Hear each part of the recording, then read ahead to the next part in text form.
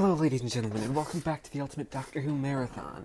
This is the show to look at every classic Doctor Who story, plus a bunch of big Finish audio dramas, one episode a day, 7 days a week. And today, on the 4th of June, 2020, I'm starting to look at the first story in the big, older Nyssa arc from Big Finish Productions, Cobwebs. But of course, before we begin, because in 2019, YouTube was caught data mining the the information of underage users.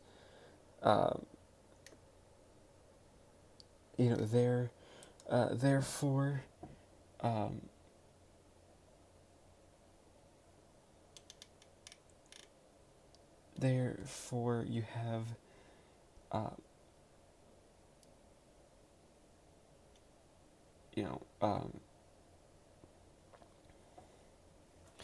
you get to see you get to see the entire story being done by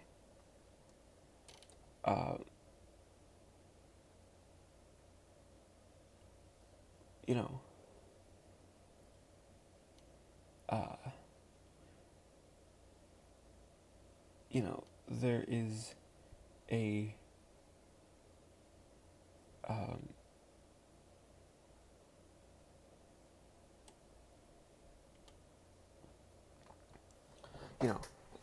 anyway, you get to see what is in the story, just sort of an opening. This is an opening episode. Jonathan Morris's script is set entirely in this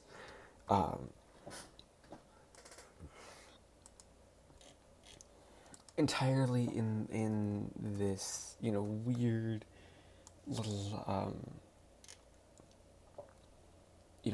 on this planet where you have you get to see the entire you get to see a really solid start to the story with this nice atmosphere of just a really different sort of things and a different little just sort of an abandoned sort of planet that I think is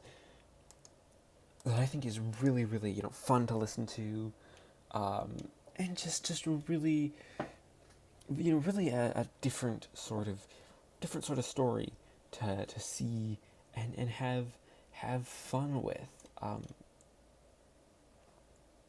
It's this very different.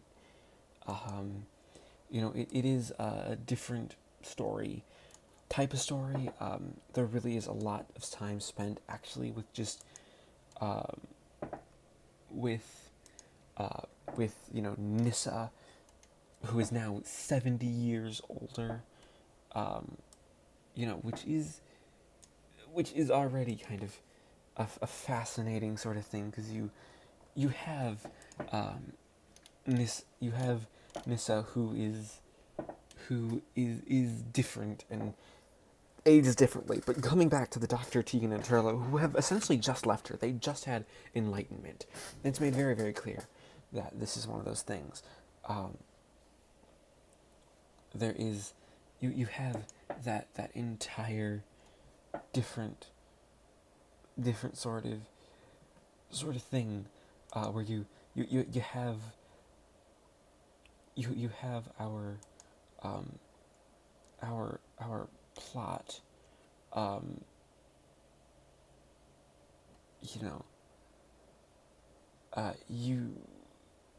you get to see the different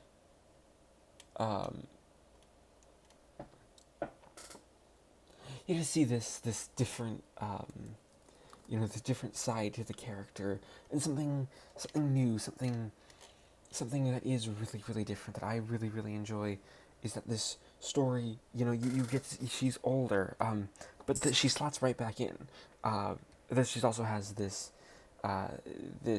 robot called Edgar, who is sort of comic relief, as a lot of the story kind of is dealing with that as an idea, and it's not really doing like, oh, here's something completely new and something different. No, it's doing something. It's really just doing a lot of really, really fun setup to get her back into the group, and really, one, make Turlo enjoyable, because like we don't know anything about him, and Morris's story just starts off to a great start, and it builds up to a really, really good cliffhanger with this big reveal of how all the characters are basically in basically, they're covered in cobwebs, dead, and there's this idea that they have been there before, which is is a very, very interesting idea. It's something new, something and something that you don't really necessarily get. You get to see, you get to see the new sort of aspect to the story because of this. You get to see all the characters as they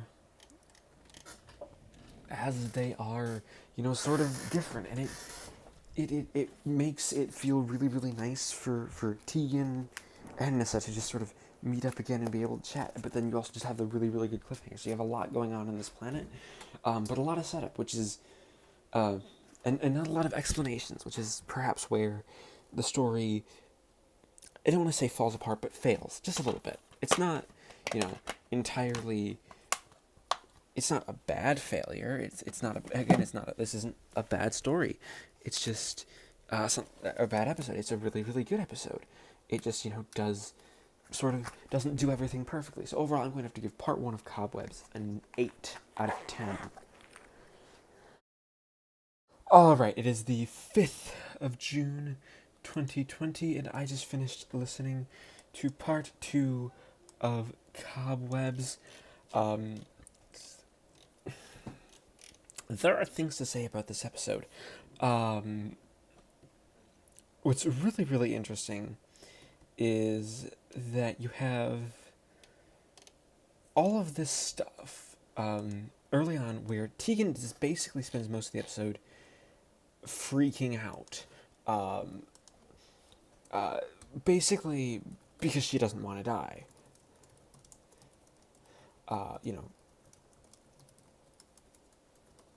It's something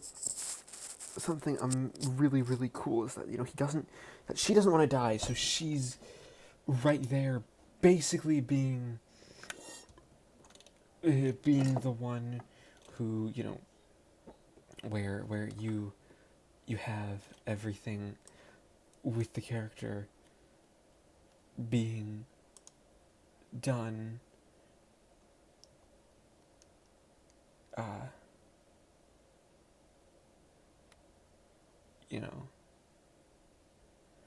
done being a different something different, where Turlo is just trying to deny it, whereas Tegan kind of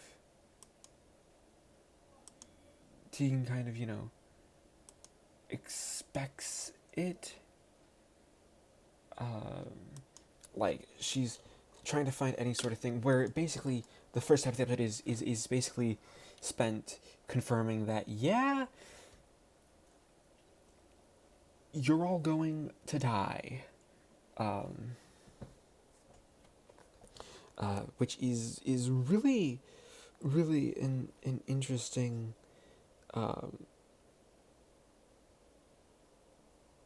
where there really isn't anything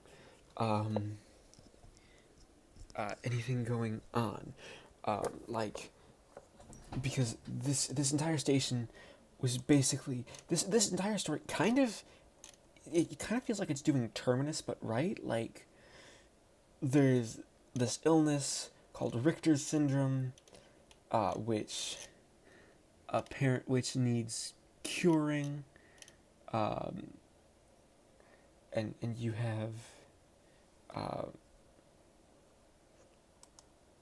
the entire episode sort of kind of explaining, here's what Nyssa's been doing in the interim between Terminus and this story, which is, fun. There's still time to catch up, but a lot of this episode, it kind of plays out like part 2 of the Space Museum, where everyone sort of goes back into the past, where because they've already seen the TARDIS back in the past 40 years previously, which is already a red flag. It's again, this is a Jonathan Morris script, so there is something really, really interesting and really, really cool there.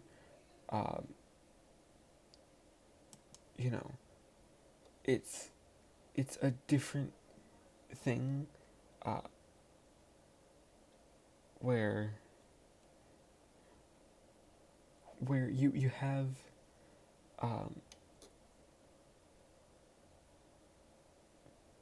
you have everything there to be an interesting sort of thing, where you have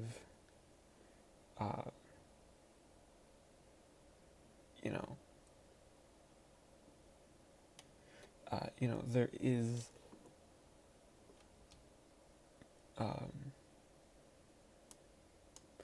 there is something,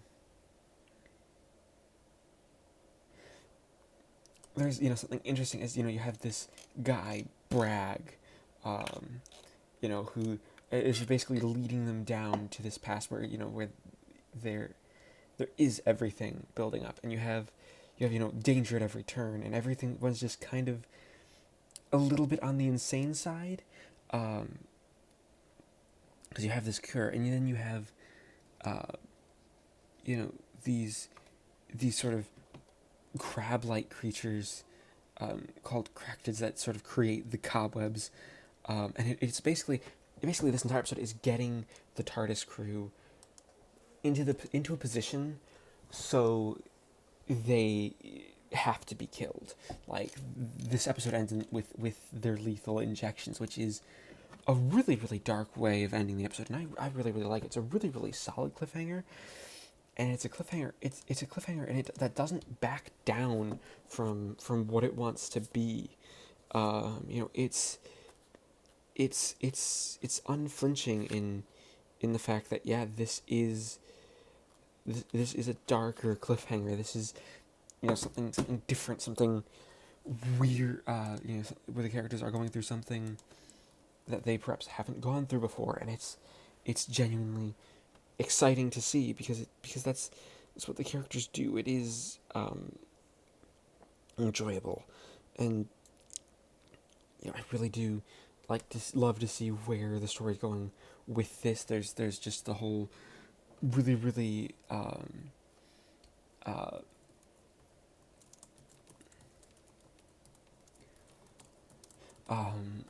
there is just about everything.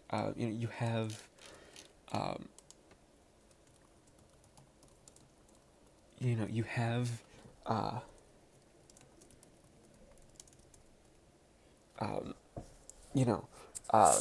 is you have this entire the entire story being all there and all interesting.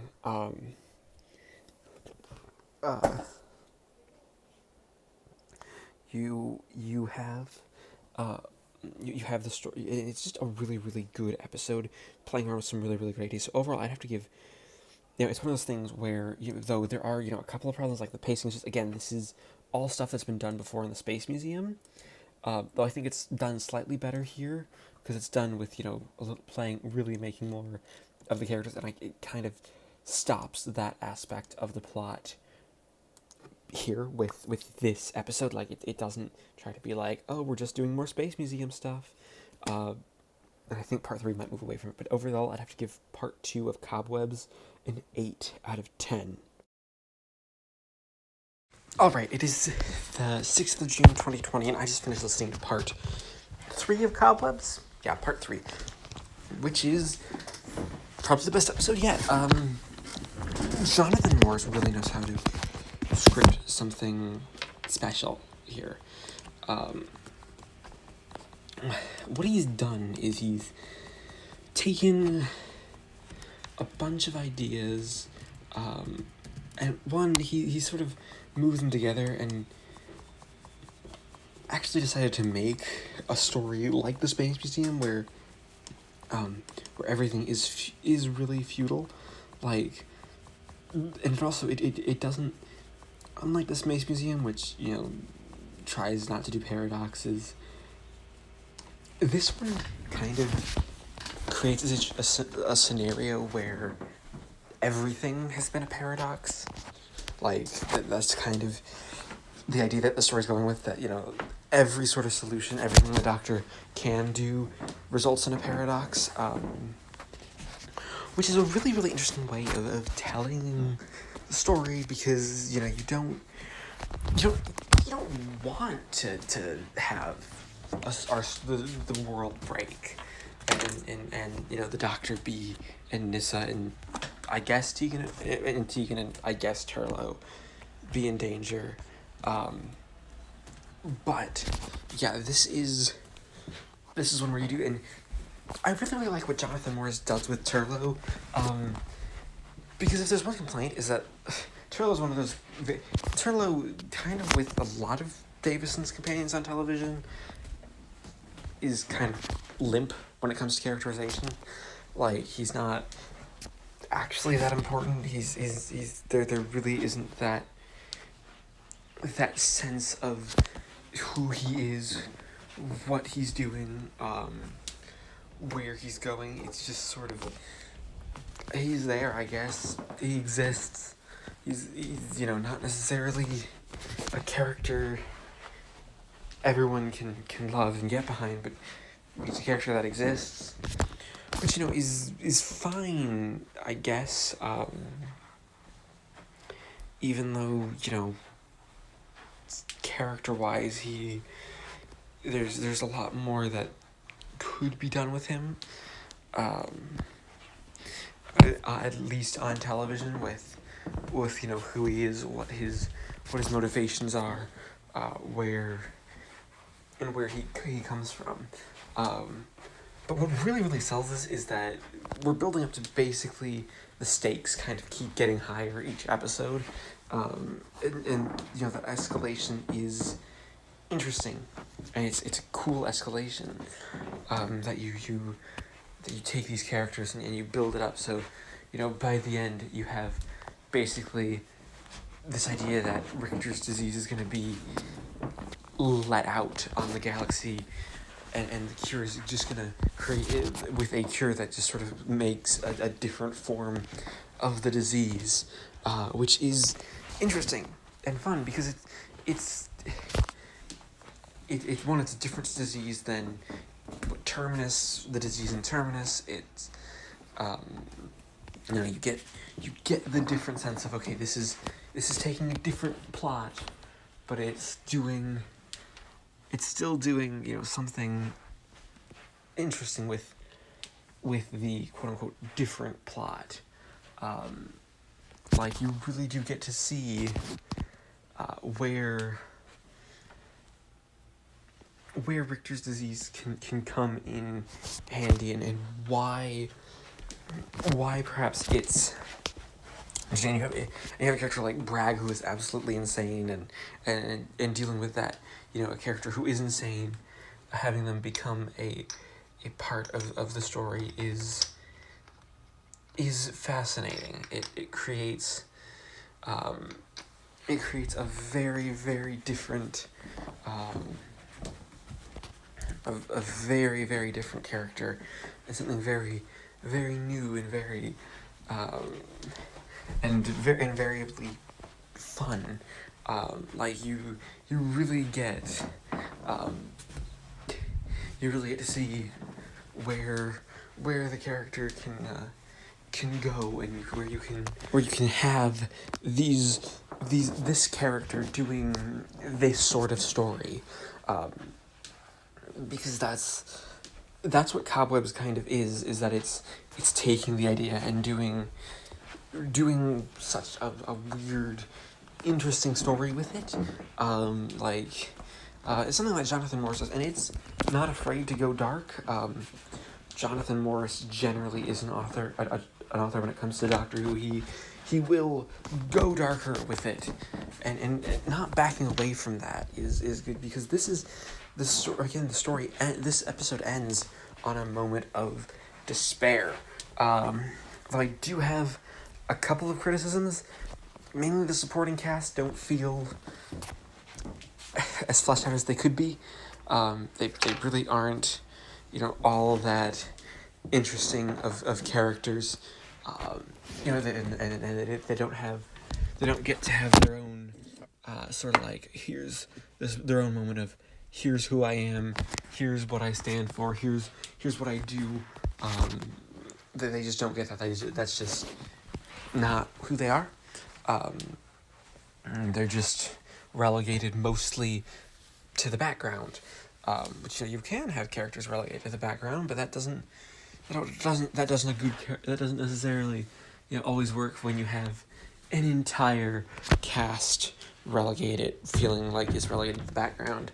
Like, they're all just everything just sort of feels like pawns if it isn't Bragg or one of the robots. Like, the robot characterizations are just kind of one trait, one note robots, which I think is just a slight issue, because it's almost like Morris wants to do the robots that act human, but is trying to do also robots who don't act human. It's a very, very weird mix, and I don't think it works as well as Morris perhaps intended it to work. Also, the fact that this story is called Cobwebs and the villains aren't spiders, they're crabs, that's just... There's just something about that I think is just a bit too odd. Like, yes, giant alien spiders have been done in Doctor Who before, with the Spiders of Metebelis 3. But, like, you called your story Cobwebs. Cobwebs is a feature of said story. It's not... I'm expecting, then, the Cobwebs aspect of the story to actually mean something, and spiders to be behind it, not alien crabs, or alien crustaceans. They're not quite crabs. They're not macra. But you still have a great episode with episode 3, with part 3, so I probably have to give part 3 a 9 out of 10. Alright, it is the 7th of June, 2020, and I just finished listening to part 4 of Cobwebs, the final episode where everything comes together in a scene, and in a story that ends really well. I don't think this is one of the stories where you have a really good ending. And part 3 is really, the climax doesn't leave. It doesn't. It's not like you're leaving anything to be desired, but you're asking yourself, is this really where the story's ending?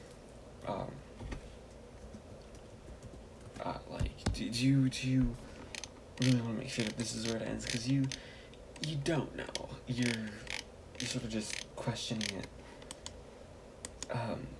the entire time, and you get to see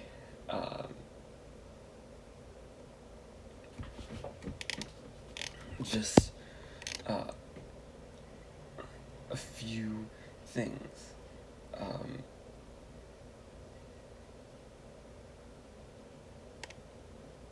You know, it's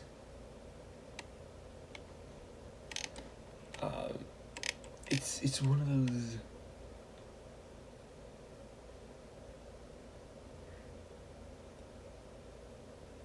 It's one of those stories where you have the entire plot sort of creating a bit of future history.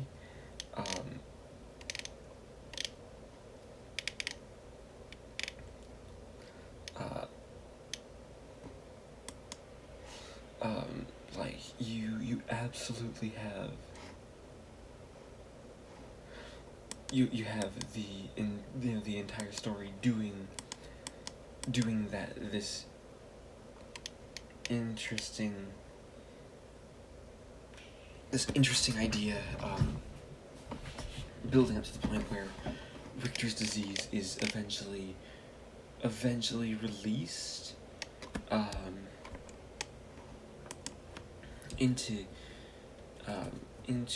into the world, but not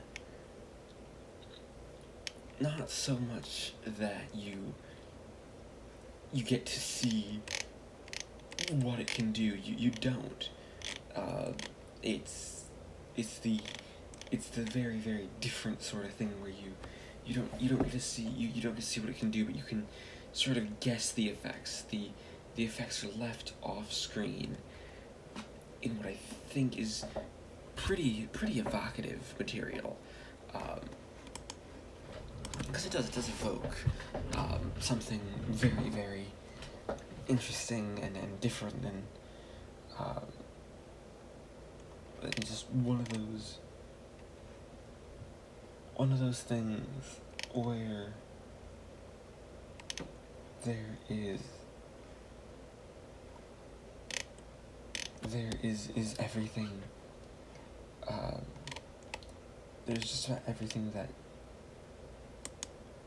the story does.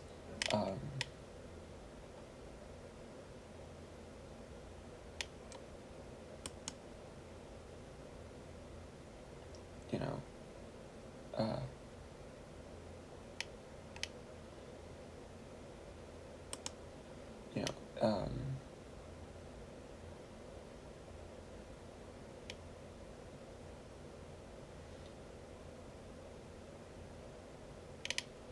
know, it's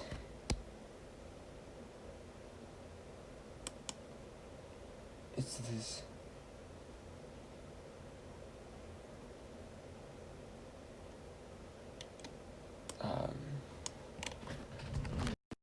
it's this very, very different sort of thing, where you have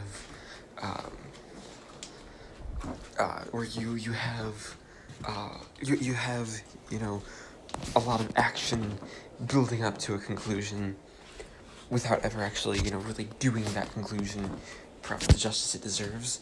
The story just kind of it wraps everything up.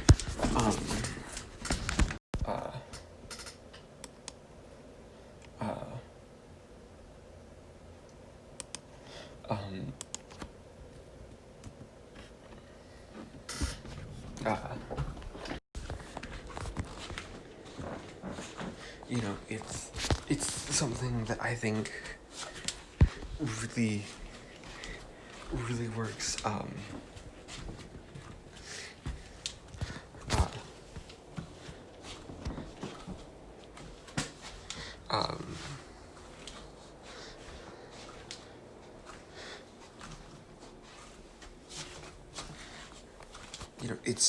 It's one where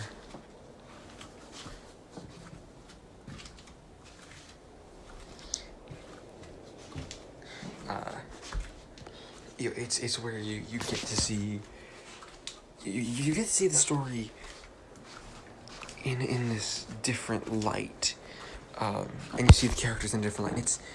it is interesting, and it is great to see the Nyssa then going off, and to see where it's a springboard episode, but it is just kind of it's just kind of like doing the expected ending, and it's a nice little thing. Again, Jonathan Morris's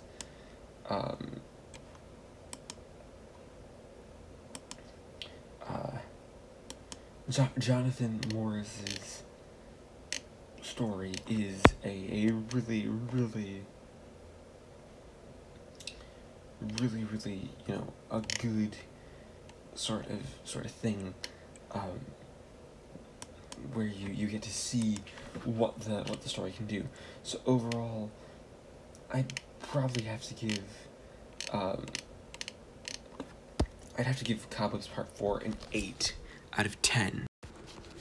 That being said, we have this origin average to give Cobwebs a final score of 8.25 out of 10. Thank you everybody for watching this installment of the Ultimate Doctor Who Marathon. As always, please leave a like, comment, and subscribe if you haven't already. And join me next time when we take a look at